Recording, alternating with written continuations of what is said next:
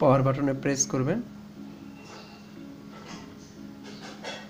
F2 press করবেন।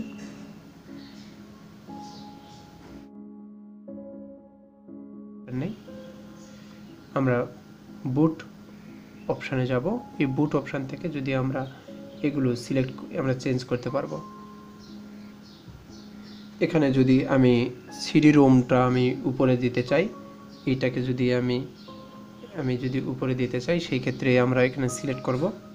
আমরা down arrow কি প্রেস করে তারপরে আমি এইটাকে উপরে নেওয়ার জন্য F6 প্রেস করব।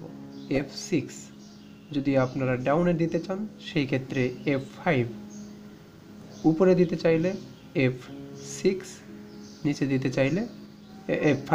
তো আমরা এটা যদি উপরে আসে, আমি এটা সেকেন্ড অপশানে নিতে চাচ্ছি, তাহলে F5।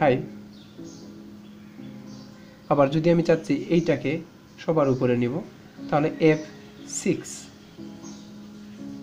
দ্বিতীয় নম্বরে নিতে চাচ্ছি HDDটাকে, সেই ক্ষেত্রে আমরা এটা ডাউন অ্যারো প্রেস করে সিলেক্ট করবেন, তারপর F6 উপরে উঠে চলে যাবে। আবার চাচ্ছেন আপনারা এটা 2 নম্বরে থাকবে, তাহলে ডাউন অ্যারো প্রেস করে নিচে সিলেক্ট করবেন, তারপর F6 চলে যাবে। ফাইনালি সেভ করে দিবেন। আপনাদের যদি সব ঠিকঠাক থাকে সেই ক্ষেত্রে সেভ করে দিবেন। F10 প্রেস করবেন, F10 প্রেস করে ইন্টারে প্রেস করবেন, সেভ হয়ে যাবে।